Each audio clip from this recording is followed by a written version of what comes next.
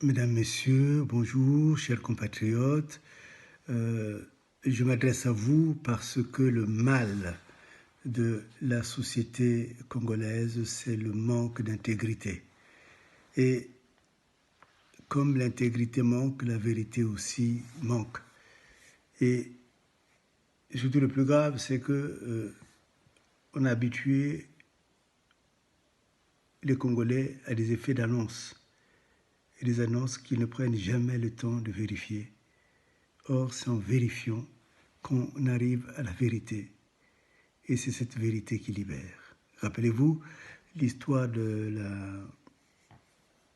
du cadavre de Kolela, quand j'avais démontré qu'il n'est pas mort au Bourget, en France.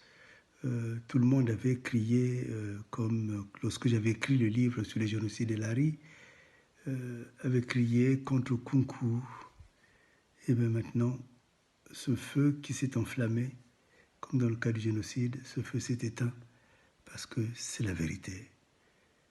Cette démonstration d'expertise a convaincu tout le monde au point où l'Angleterre demande des comptes à la France et au point où également l'Italie s'en mêle et bientôt certainement tous les pays qui font partie de l'Union européenne vont demander des comptes à la France. Donc l'affaire Kolela est devenue une grosse affaire.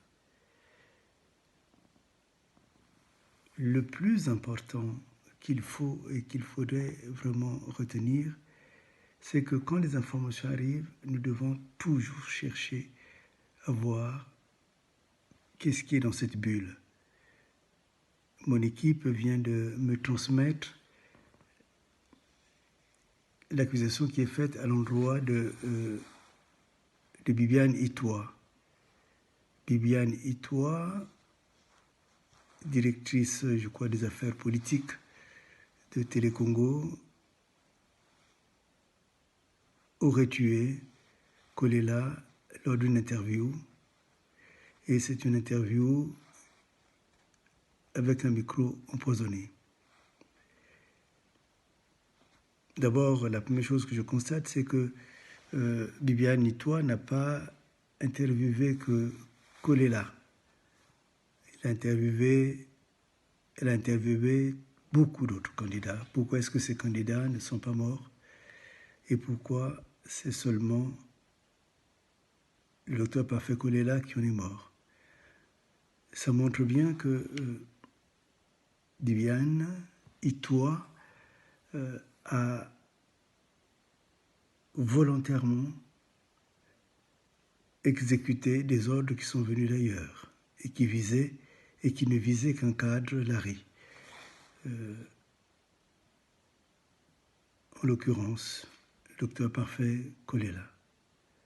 Ça, c'est une chose. La deuxième chose, c'est que j'ai fait vérifier, il n'y avait aucun antécédent personnel entre M.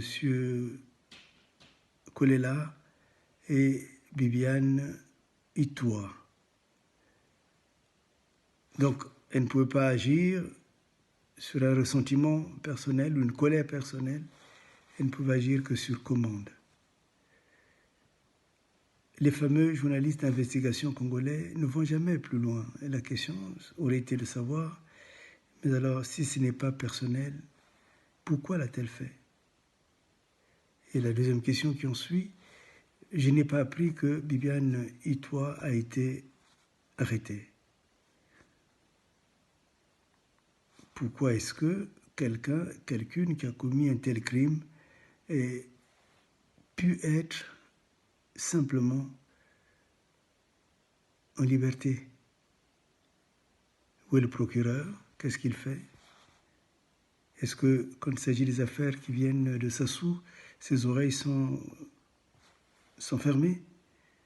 Il y a là une question sérieuse qu'il faudrait, si ce n'est maintenant, au moins plus tard, qu'il faudrait régler.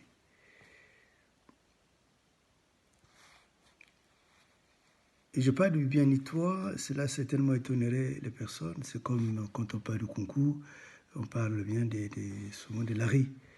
De la même manière, quand on parle Itois, non seulement il y a ce père adoptif qui a adopté Bibiane, mais il y a aussi que les Itois désignent Mboshi. Donc, je dirais Sassou est aussi un fils adoptif des Itois. Alors, donc, cette Bibiane Itois a-t-elle obéi aux ordres de Sassou Itois? Donc, là c'est une question importante et qui a aussi des conséquences politiques. Et cette question, il faut absolument que nous en ayons une réponse. En tout cas, je sais que ce pays est un pays qui n'aime pas la vérité. Tout est triché, tout est fraudé. Mais tout ce que je tiens actuellement, je voudrais le mener jusqu'au bout. Et je voudrais dire que les femmes congolaises qui se battent beaucoup pour les droits de la femme congolaise devraient peut-être regarder un droit très particulier, c'est celui qui consiste à utiliser les femmes en politique pour